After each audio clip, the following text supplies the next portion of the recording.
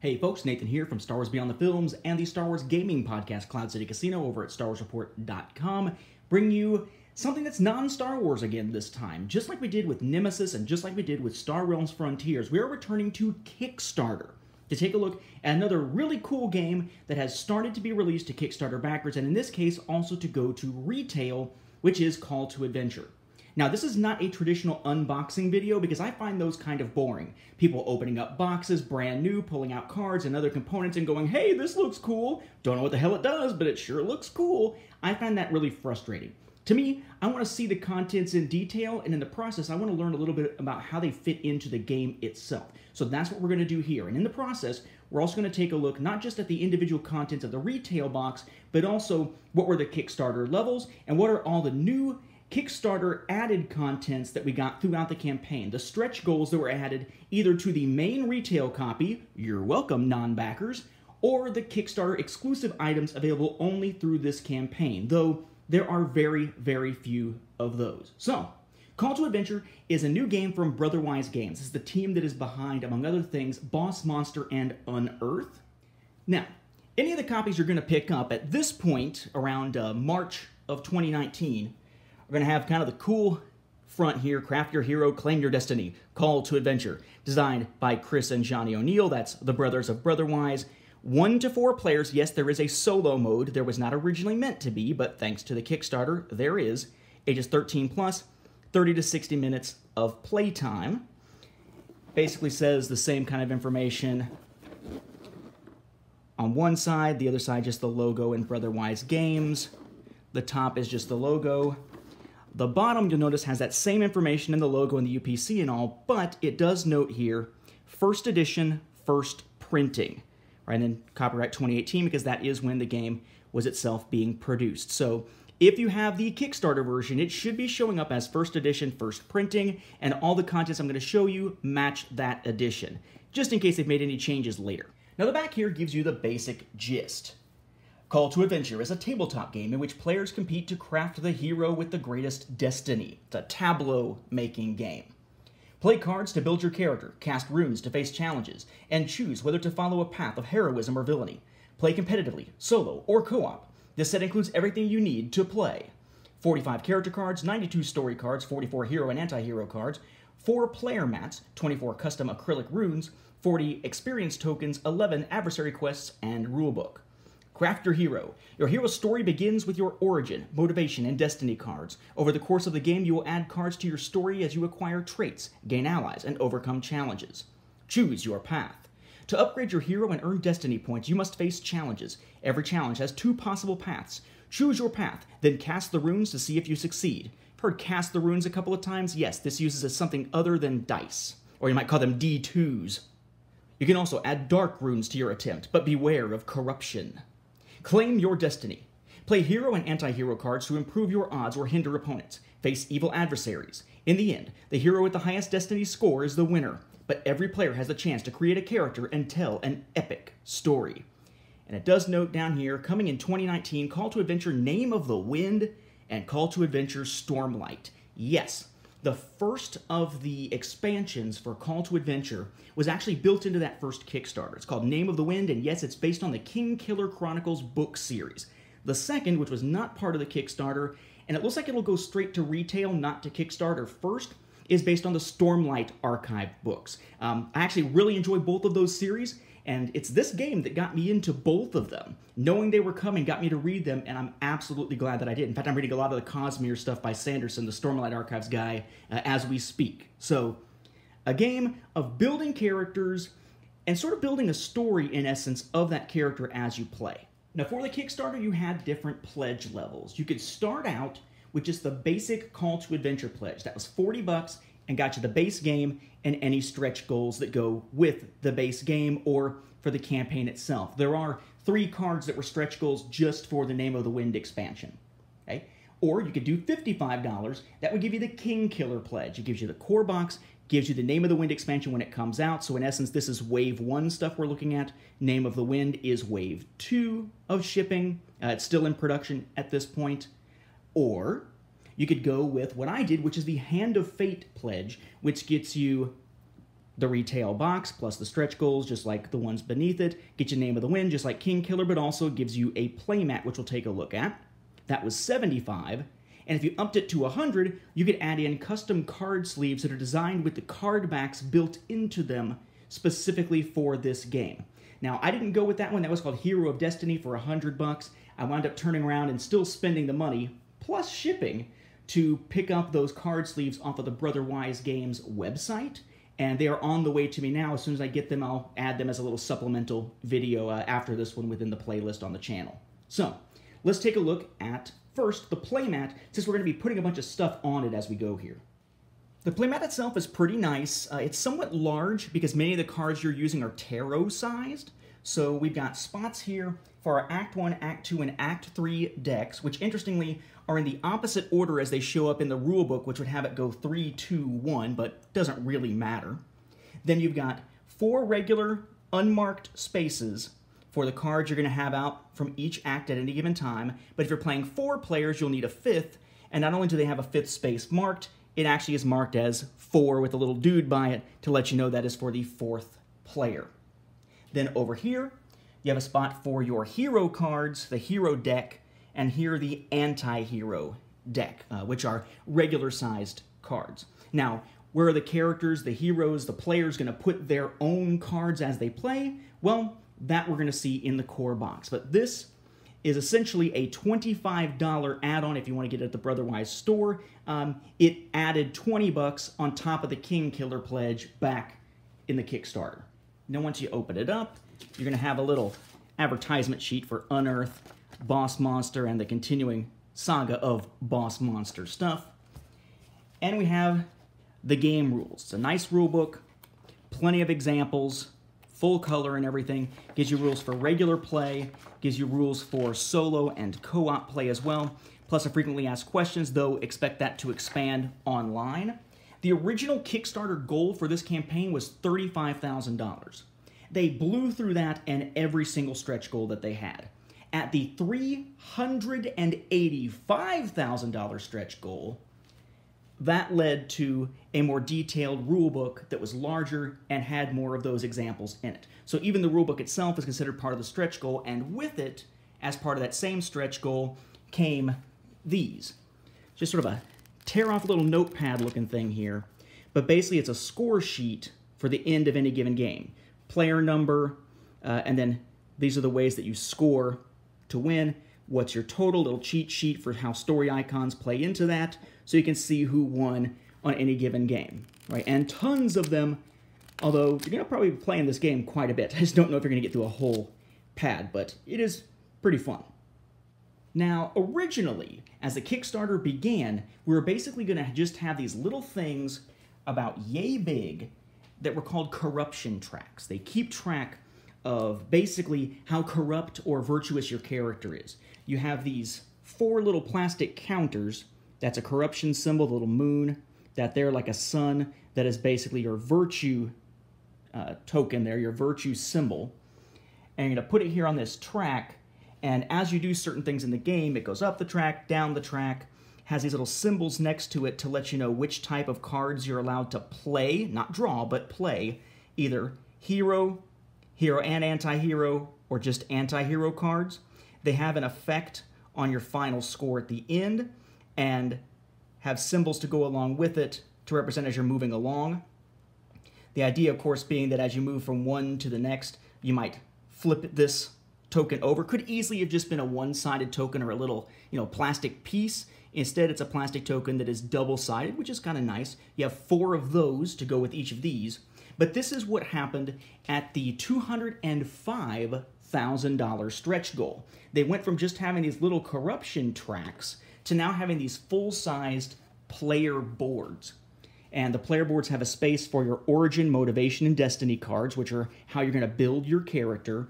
And they have kind of a cheat sheet type thing down here at the bottom, where basically it tells you what the results mean of any given rune, as we're going to see here momentarily. So, a very nice little addition here. Now, before I move on, a quick editor's note recorded after pretty much all of the rest of this video was recorded. You're going to hear me throughout this video erroneously give a name to some of these little diamond symbols, you'll hear me refer to both this symbol and this sort of silvery diamond as virtue.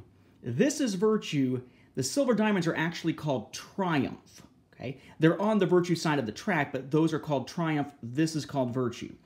That moon symbol, that is called corruption. The black diamond is actually called tragedy. Okay? So when I say, it's -4 from your virtue score that gets added at the end, what I mean is -4 triumph when you're adding it all together. It's not going to change the rules that I'm talking about, but the terminology is something that I tend to trip up a lot when it comes to, for some reason, taking the triumph and virtue and corruption and tragedy terms. I just tend to flip them around for some reason and use them interchangeably, and I seem to have done so when recording this video, so I apologize, but bear that in mind going forward.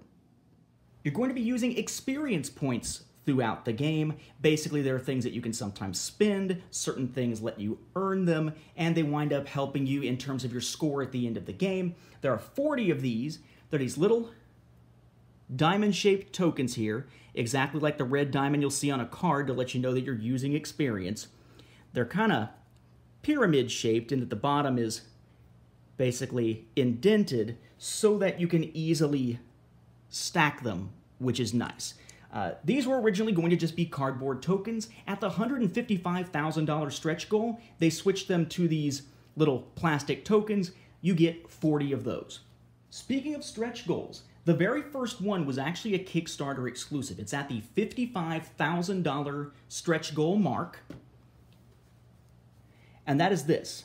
It's just a cloth bag to put your runes or whatever in, although there is a place to put them inside the box, so you may use this for something else. It says, Call to Adventure, Original Backer. If you are someone who backed on Kickstarter, expect this to be inside your box when they ship it to you in a separate little plastic baggie of its own, so make sure you're not just pulling out the big box and throwing everything else away. It should be in there.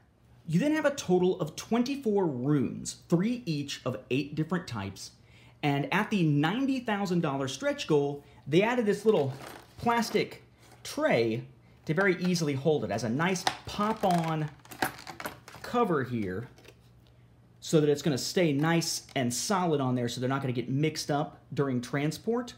The only real downside that I've found is that it's pretty thin plastic, so these little spots here are very easy. You notice I'm just barely touching it and it's kind of popping up. Very easy to get malformed, but you can always smooth it out just by doing something like that.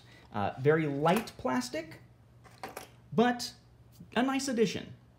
These are your 24 runes. Again, 3 of each type. Every time you face a challenge and need to actually cast your runes, which is kind of like rolling dice, you are going to always grab the 3 that are essentially known here as your core runes. All of them have this symbol on one side that gives you 1 towards your success. However, 2 of them are blank on the back, whereas 1 of them instead has this symbol on it. The white triangle, the sort of triangular outline, that represents you drawing a hero card. The black triangle represents drawing an anti-hero card. And yes, I have noticed that some of the colors on these smudge just a little bit because of the material, the acrylic material that it's made from here.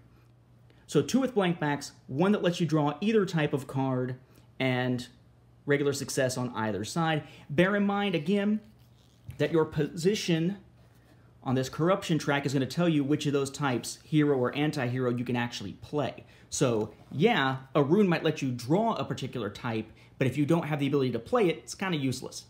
Also available to you most of the time, as long as you have any experience tokens, are these, dark runes. Again, they all have that same 1 towards your success on one side. You turn them over, though, and they all have the same symbol on the back, that corruption symbol. That's 2 towards your success instead of just 1, but it's going to move you down this track.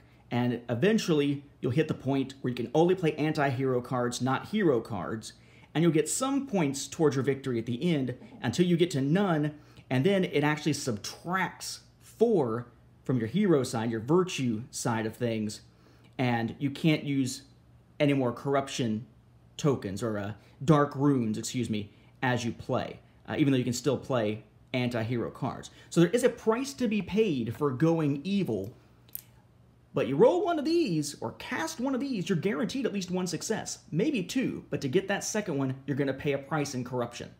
The rest of these all represent something else about your character, and you use them when you have these symbols within your story, as we're going to see, your tableau that you're building on your character board. Each of these has 3 different runes. 2 of them are regular. One of them for each is a different shape. Instead of being truly rectangular, it's more, what is that, trapezoidal, I guess? And you've got dots around them and a slightly different orientation of the symbol, okay? The ones that are regular have either a success or the symbol on the other side. Success for 1, symbol for 2. Once you get to the point where you can roll or cast 3 of that attribute, in this case dexterity, then you get to do the one with the dots on it. And the one with the dots on it not only gives you 2 success as one option, but the other side will give you something. In the case of dexterity, it lets you draw an anti-hero rune. You can have more than 3 of a particular symbol within your story and count it towards your points and stuff at the end, depending on certain circumstances, but you can only ever cast a maximum of 3 runes of a given type, with the last of the 3 being the one with the 3 dots. Then we have Constitution, and the third one could possibly have you picking up an experience point. You have Strength, where the third one might also give you an experience point. You have Charisma, where the third one, just like Dexterity, might give you an anti-hero card. You have Intelligence, where the third might give you a hero card. And then Wisdom, where the third might also give you a hero card. That brings us to our 45 character cards, which originally were meant to be only 30, but stretch goals unlocked 5 more for each type. These are all going to have 3 different card backs. This card back indicates the origin. Okay, so this is going to be where your character starts. So when you have a character board out, at the beginning of the game, you're going to get dealt 2 of these. Pick one to be your character's origin with its particular abilities and stick it face up right here. You'll reveal it at the same time as the other players, so you can't use the other person's to your advantage if you know what it is already.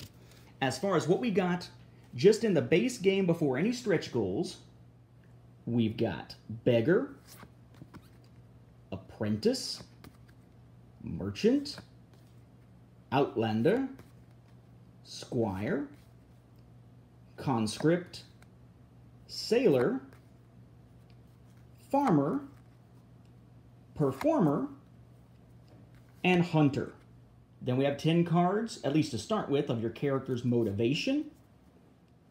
We have Bound by Honor, Vow of Vengeance, Trained by a Master, Soul Survivor, Chosen by the Light, Thirst for Knowledge, Lone Wanderer, Driven to Despair, Seeker of Truth, Sworn Protector. We're back to Bound by Honor again. Then we have our cards that represent your hero's destiny. Now, unlike the origin and motivation that'll both be face up as you play, the destiny is face down. You see it, you can check it at any time, but it only gets revealed at the end of the game because it does have effects on how you tally up your scores at the end of the game. Whereas those two have sort of an ongoing effect or ongoing thing that can help you, usually to help you gain and then spend experience points in some way or another. So, our starting 10. Hand of Vengeance, Wise Master, Master of Whispers, High Arcanist, Blood of the Dragon, Cunning Villain, One with Nature, Hand of Fate, Mighty Conqueror, People's Champion. Again, 10 to start with from the original plan for the game.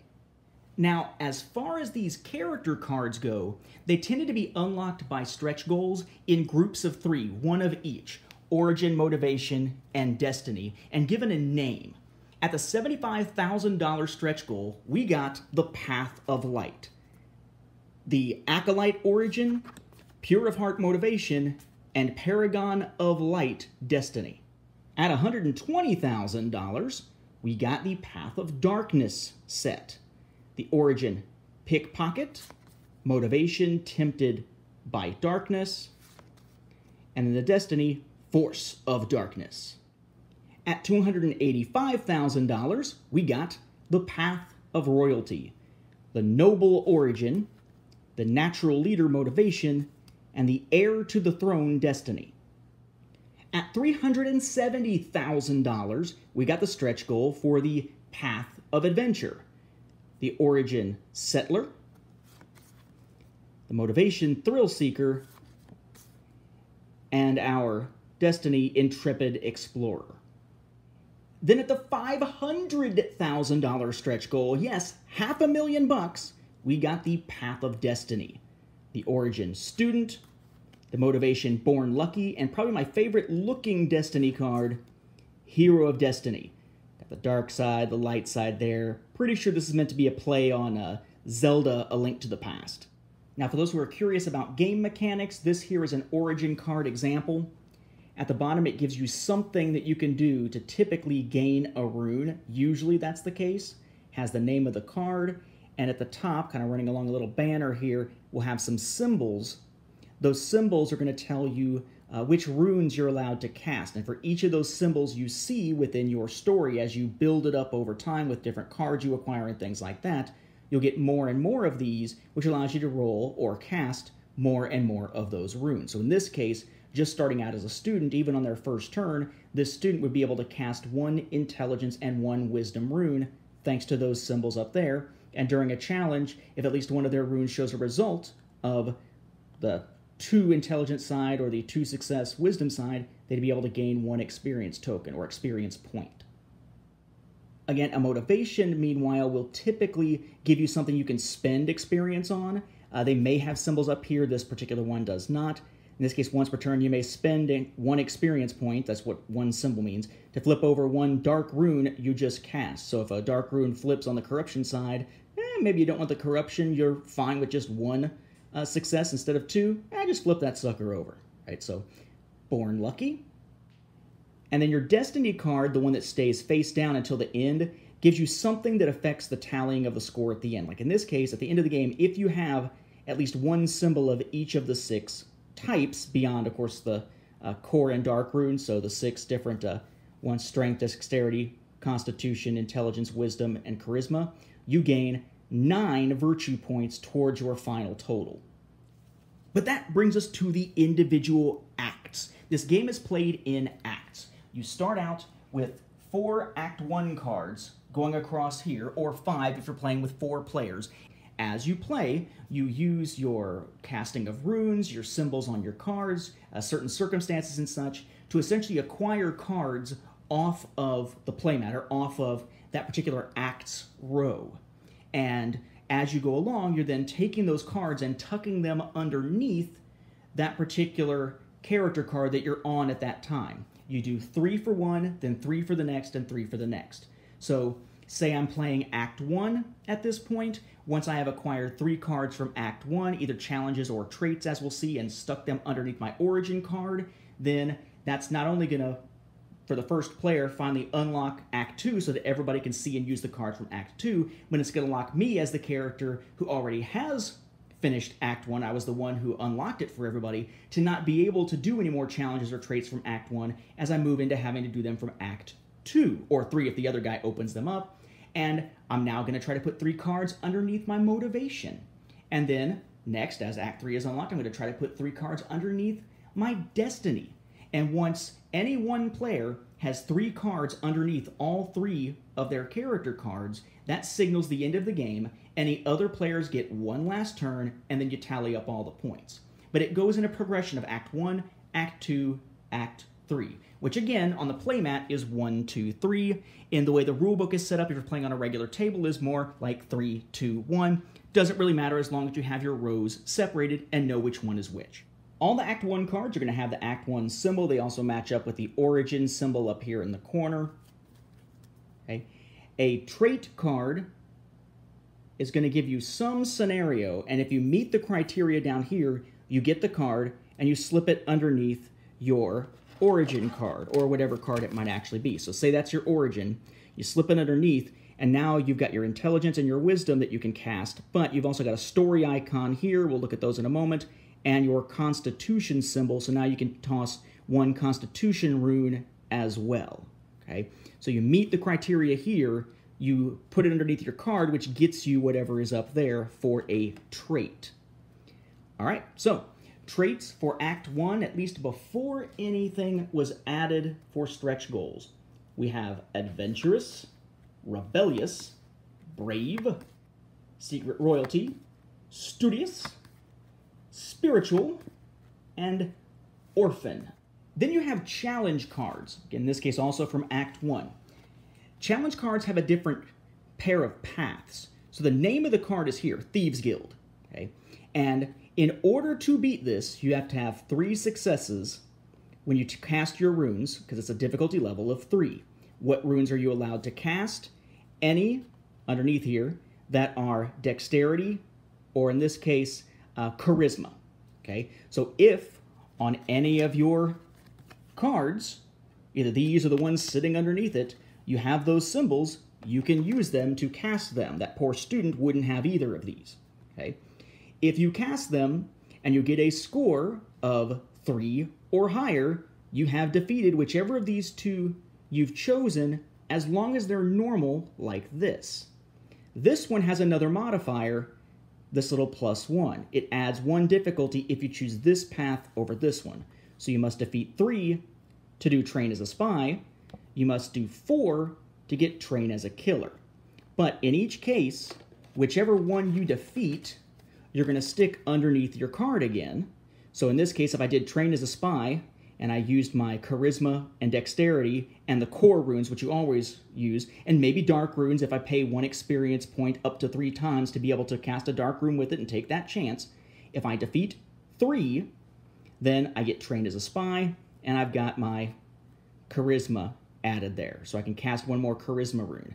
On the other hand, if I had chosen, and yes, you have to choose ahead of time, to do train as a killer and beat 4, right, 3 + 1, it goes underneath like this. I now have a story icon, which again we'll talk about in a moment, and now I add 1 more dexterity rune to it. So rewards are at the end of the title line for each path you could take.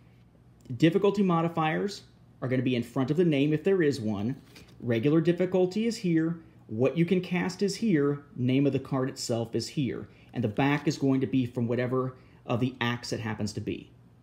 So for our initial pre-stretch goal challenge cards from Act 1, we have Train as a Spy and Train as a Killer on Thieves Guild, Steal to Survive and Forage for Food on Cruel Winter, Harness Dark Power and Resist Temptation on Dangerous Artifact, Survive the Flames and Heal the Wounded on Raging Inferno, Calm your attacker and defend your family on Armed Robbery, Excel in your studies and learn deep lessons for the Academy, Arcane Ability and Sorceress Talent for Magical Test, Escape your pursuers and find a place of power for Lost in the Woods, Find a lost child and climb to safety for Missing Person. Notice you also have this symbol here sometimes of a hero or anti-hero card. That just means that when you put it underneath, you get to draw one of those.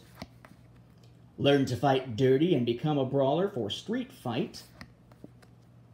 Plan the city's defenses and build fortifications for Prepare for War. Win a foe's loyalty or crush your rival for Childhood Rival. And then we're back where we started.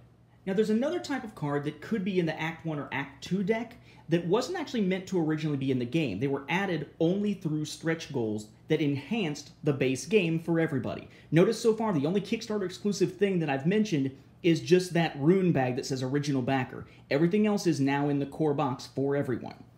But also in Act 1, at the $140,000 stretch goal, we got Friends and Mentors, which is a set of 4 allies. Okay? An ally, when it gets pulled from the Act deck, instead of going out by itself, it goes underneath an existing challenge. Not a trait, has to be a challenge. It adds +1 to the difficulty of that challenge. But if you were to defeat that challenge, you get the ally as well to sit it next to your character cards, and eventually you'll be able to spend experience or do something like sacrificing it or whatever to get some benefit, and often they have something up there in the corner like a story icon and such, which is kind of cool. So the 4 of these allies that we got at the 140,000 Friends and Mentors stretch goal that introduced allies in the first place are Master at Arms, First Love, Childhood Friend, and Cruel Master. Now, I mentioned those, but there are 2 other ones that wound up showing up, and I have no idea where they came from because they weren't originally in the content list from what I could tell. But the other 2 that I can't quite pin down the origins of are Animal Companion and Mentor. At the $315,000 stretch goal, 3 more challenge cards were introduced. We had Enlist in the King's Army and Defend Your Homestead for Call to Arms, Banish a Ghost or the Gain a Spirit Guardian track or path for Restless Spirit, and then Uncover Hidden Love and Learn Dark Secrets for Forbidden Love. At the $425,000 stretch goal, they added 1 new trait card to each of the 3 acts, and they had the theme of Fortune's Favor, of being lucky, because each one gives you an opportunity to draw a hero card thanks to that trait when you acquire it. The one for Act 1 is Foundling, as you can see here. Now, you'll notice if you counted all those up, and why would you have, that you actually have 29 Act 1 cards, not the 30 that are listed in the rulebook. That is a typo. They have confirmed it. Now, that brings us to Act 2 cards, with that motivation symbol up there. Again, if you're the one actually defeating an act by getting the 3 cards underneath your card of that type first, and you move along, then you're locking yourself out of the previous acts, and if you do that 3 times, it basically means that all the ones that are going to be underneath your cards are going to have the act matching up to the symbol here. That's not necessarily the case, though, if you're not the one who unlocks it. Like, if the other player finishes Act 1 by getting 3 cards under their origin first and reveals the Act 2 row, I, as the second player, who's kind of behind, can get cards from the first or second act at that point, but I have to keep putting them underneath my origin until I have 3 before I can start putting any under my motivation. So that's not necessarily always going to correlate here. Depends on the circumstances. For our traits for Act 2, we have Tragic Loss, Inventive, Inspiring, Enlightened, Criminal, Vengeful, Honorable, and then we're back to Tragic Loss, at least for the ones originally meant to be in the game. Then we have our challenges, which tend to be a little bit tougher, but the rewards are usually greater. We have Climb the Summit or Find Lost Wisdom for Frozen Peak. We have Lead an Expedition or Discover the Unknown for Distant Lands. Survive a Harsh Journey and Earn a Vast Fortune for Desert Caravan. Pay a Bribe and Resist Arrest for Corrupt Official. Lead a Boarding Party and Sink the Enemy Ship for Naval Battle. Delve into Darkness and Escape with Treasure for Perilous Dungeon. Repel a bandit attack and hide from the fight for Roving Bandits. You notice how in each case it's sort of a situation and then 2 things that could happen as a result of that situation. Lead an attack or tend to the injured for Trench Warfare. Watch over the city or catch a criminal for Guard Duty. Commune with nature or soothe a savage beast in Savage Beast. Unlock a secret vault and learn Forgotten Love for Vault of Secrets. Outwit a gang boss or take over a gang for Street Gang. And then we're back to the beginning. For that aforementioned $425,000 Fortune's Favor stretch goal that put a new trait that happened to give you a hero card into each of the 3 acts, the one for Act 2 is Rags to Riches. At the $190,000 stretch goal, we got 4 new allies for Act 2. They can only appear in Act 1 and Act 2, by the way, though there is some overlap with something else we're going to see. We got 4 of them: True Love, Princess, Sidekick, and Informant. Then, just as we have allies that can appear in Act 1 or Act 2, we have adversaries that can appear in Act 2 or 3 and actually play a role in the eventually unlocked solo and co-op modes that we'll see in a little while here. We unlocked 4 of them at the $330,000 stretch goal called Agents of Evil. These are for Act 2, although the first batch we actually unlocked was for Act 3. The 4 we unlock are the Mad Cultist, the Dark Rider, the Warlock, and the Crime Lord. And essentially what you have here, these are basically challenges, hence the difficulty number and letting you know what kind of runes you can cast here, and having a reward up at the top. But notice it's only one path. There's no path down at the bottom, and there's usually some kind of special circumstance that affects that particular challenge, and they tend to be pretty tough. So the Mad Cultist here, when attempting this challenge, you may discard one hero card to gain +1 as far as going towards your success towards the difficulty. It is a difficulty of 6. You can cast Strength or Wisdom if you have any of those runes. You can get 4 virtue points out of it towards the end of the game, and you get 1 more wisdom rune that you can cast if you defeat this and stick this underneath your card like you would with any other challenge or trait. At the $350,000 stretch goal, we got 3 more challenges for Act 2, kind of like we did for Act 1. In this case, we have Solve a Mystery, right? Might solve a mystery. I can't see that and not think DuckTales. But it's Solve a Mystery or Conceal Your Crime for Murder Mystery. Steal from the Rich or Give to the Poor, but for Daring Heist. And Pressed into Service or Break Out of Captivity for Captured. This one then is a little weird. We unlock the ability to play a co-op mode on the very last stretch goal, which is the $575,000 stretch goal. When we got that, we also got this adversary card for the Wolf, because adversaries are what you use for solo and co-op, aside from them just being adversaries in a regular competitive game. And since they need a place to put these adversaries, the Wolf went into Act 2. We'll see that Act 3 will also have a group of 4 and then 1 that's added as well, so it does balance out. So that was 32 cards for Act 2. We'll find that we have a total of 30 cards for Act 3, so 29, 32, 30 across Acts 1 through 3 respectively. Act 3 gives us a new card back with our Destiny symbol up here. Again, they do not necessarily have to match as you play. We start out with our traits. We have only 3. It's a very challenge-heavy deck, as you would expect the end of an adventure to be. We have Cursed, or Cursed, Supernatural, and Arcane.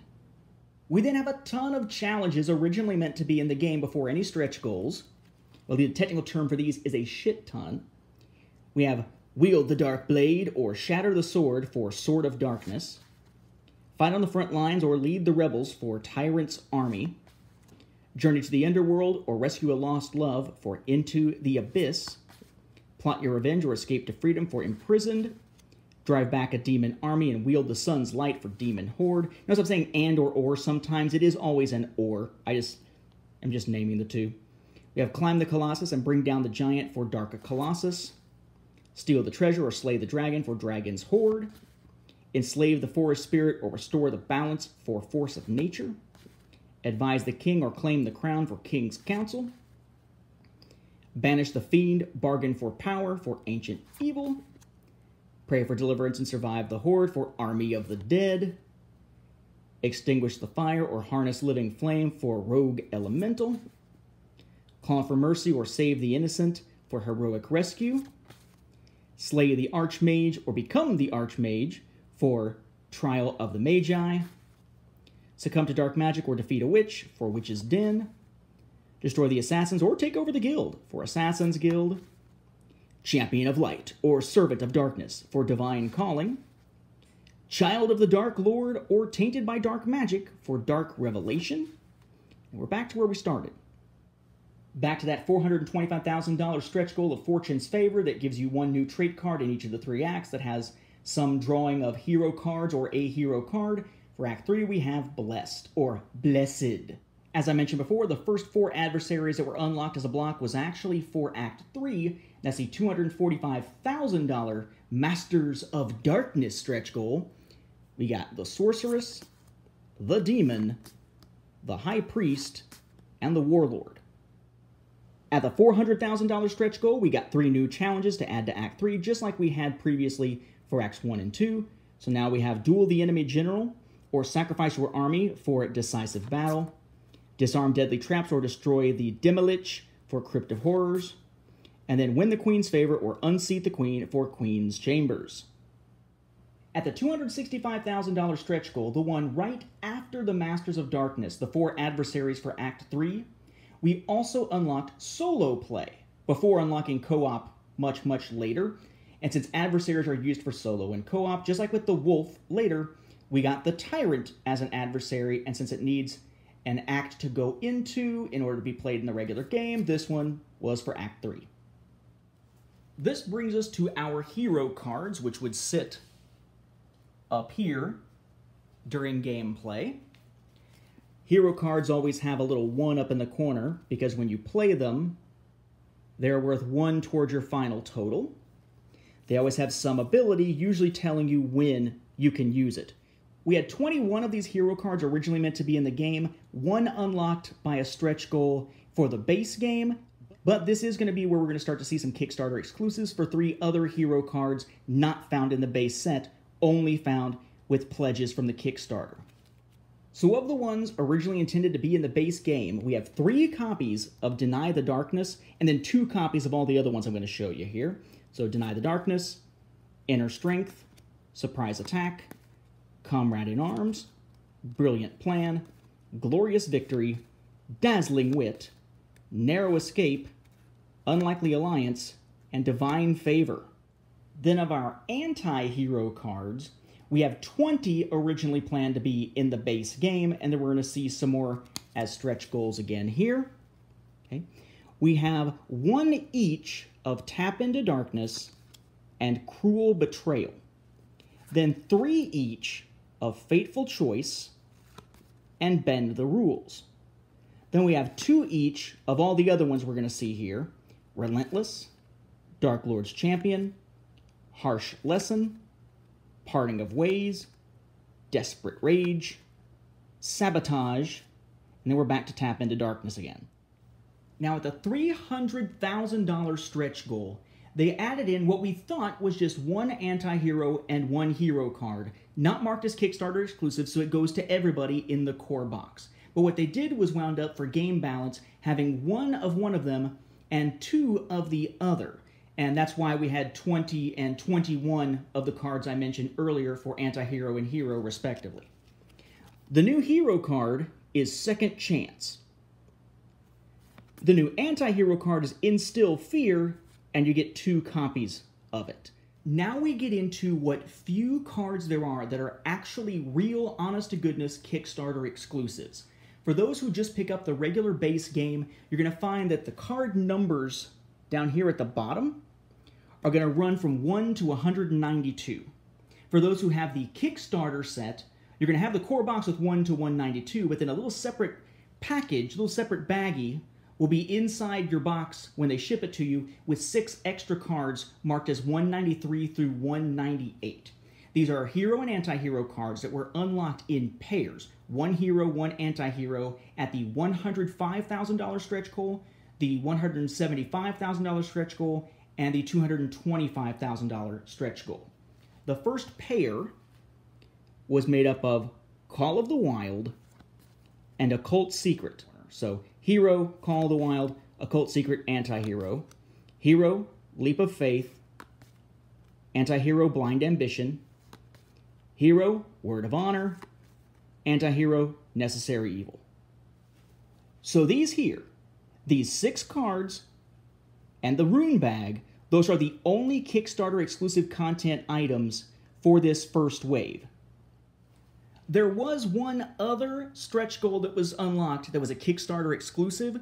It was a new set of 3 character cards, 1 Origin, 1 Motivation, and 1 Destiny, called Path of the Adem, A-D-E-M, and it's specific to the King Killer Chronicles concept and storyline, so it's included not in the base set, but in the expansion.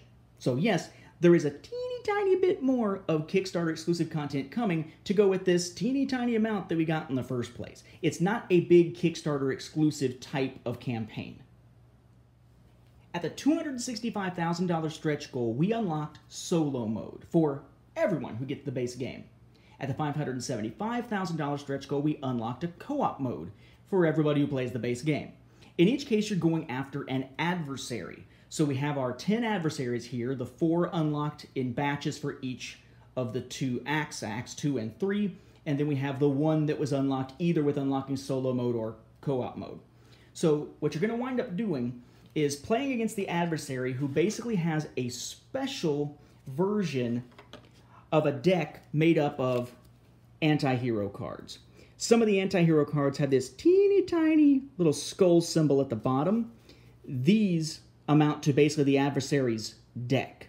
And they cycle through. Whenever they run out, you just cycle them, kind of like a deck building game. Then regardless of solo or co-op, you pull out Rise of the Adversary. And there are 3 things that will happen as you play, no matter what. When you fail a challenge, the adversary gains 1 experience token. When your result includes the symbol that lets you draw a hero or anti-hero card, the adversary plays an anti-hero card.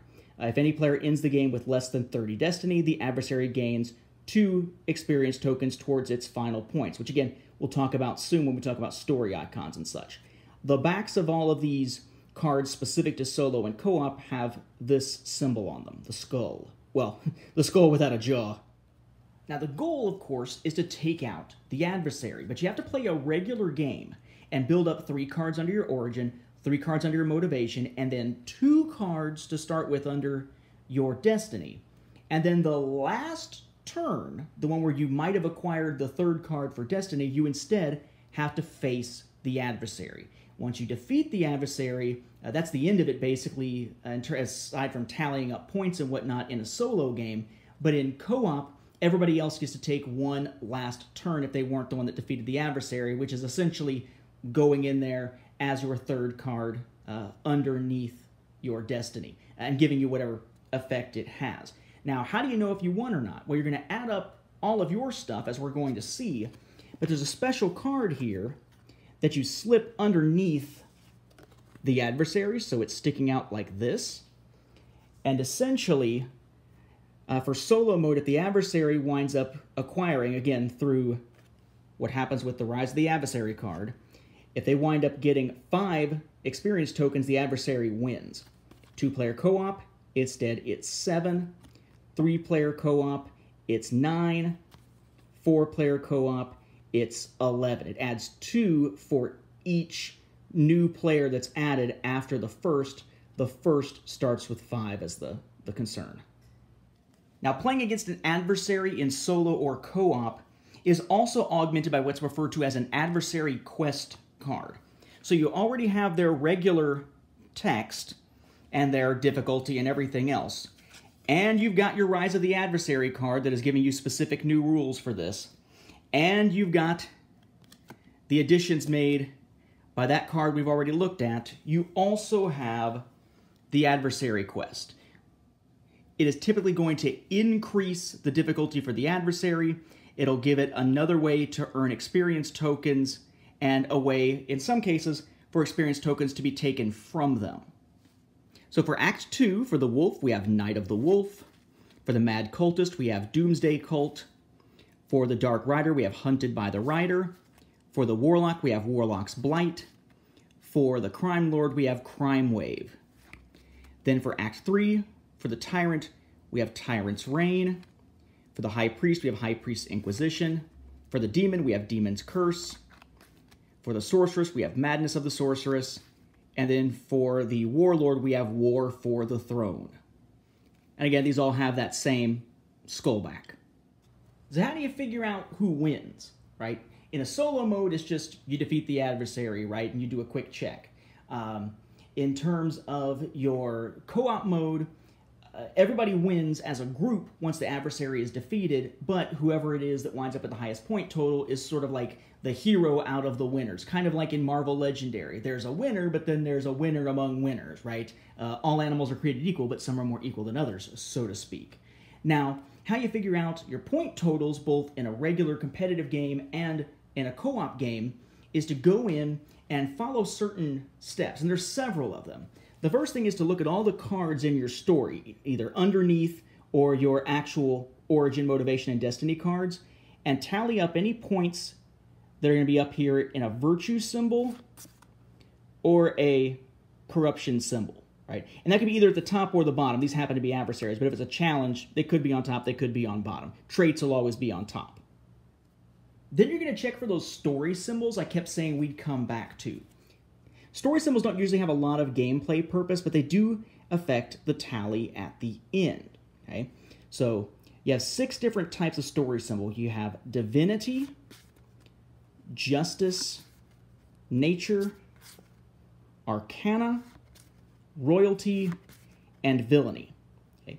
Just having one of those sitting there as part of your tableau means nothing. As soon as you have 2 of them, you get 2 points towards your final victory total.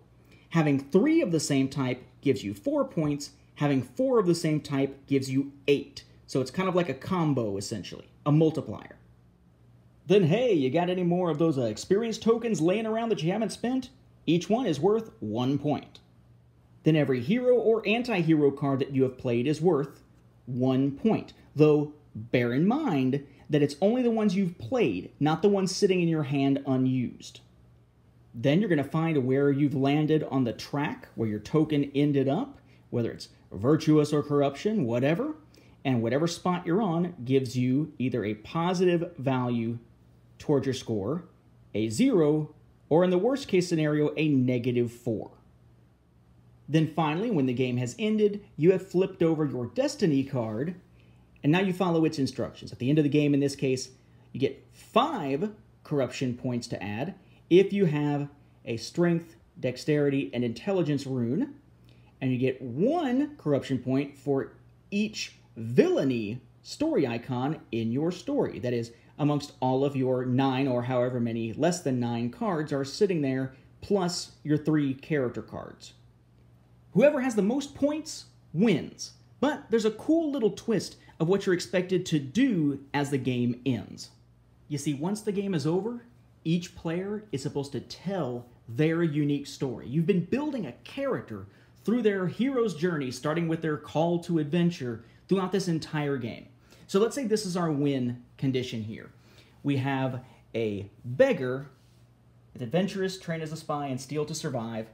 We have chosen by the light, with vengeful, outwit a gang boss, and escape with treasure. And then people's champion with cursed, advise the king, and shatter the sword. That by itself doesn't sound very compelling, but let's see how it plays out. Act 1. We have a beggar who was chosen by the light. He was adventurous, and when facing the Thieves Guild, he trained as a spy. And when the cruel winter came, he had to steal to survive. Act 2. He was vengeful for all that had befallen him. When the time came to face the perilous dungeon, he escaped with treasure. And when faced with a street gang, he outwitted a gang boss. Finally, in Act 3, he found that he was cursed. When the time came to face the sword of darkness, he made a choice to shatter the sword rather than wielding it. And when he became a member of the king's council, he chose to advise the king rather than claim the crown for his own, thus becoming his true destiny of the people's champion. It's just a really cool way to end a very thematic game on a storytelling high note, which has really been what the game is all about, as this character faced challenges and gained character traits along the way, dealing with adversaries and making allies. It really is sort of a very fun thematic concept. Is it as heavy on theme as, say, Nemesis? No, but it's also not as complex as something like that either. For a game that is effectively a card game, holy crap, that's a lot of thematic energy thrust into this game. Fantastic. So there you have it, folks. The box of badassery we know as Call to Adventure. Again, this is all content from Wave 1 of the Kickstarter, so if you buy this at retail, you won't get those 3 extra hero and 3 extra anti-hero cards or the little rune bag. Everything else is there. All the other stretch goals just enhance the base game itself. Even the playmat is available at retail for 25 bucks. It was part of 2 of the pledge levels from the Kickstarter. Again, the one thing I can't show you is the card sleeves, which were part of the Kickstarter in the highest pledge level, which was Hero of Destiny. I got the one below that, which was Hand of Fate. I will have those card sleeves in my hand in the near future. When I do, I'll do a very quick video to show you what those look like in case you want to think about picking those up. Just bear in mind that the shipping cost is about as much as actually picking up the card sleeves if that's all you're ordering through the Brotherwise website store. So you might think about maybe that in a playmat or something just to even out some of the shipping costs and whatnot. But we will, of course, be back with more of Call to Adventure because, of course, the Name of the Wind expansion is coming in Wave 2, along with 3 Kickstarter exclusive cards for that, for Origin, Motivation, and Destiny, 1 of each.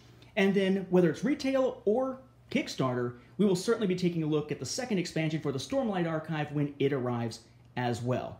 Call to Adventure is definitely one that I highly recommend, whether you get it at retail or you had the luck to catch it on Kickstarter. Its street date is March 18, 2019. I hope you found this helpful and interesting.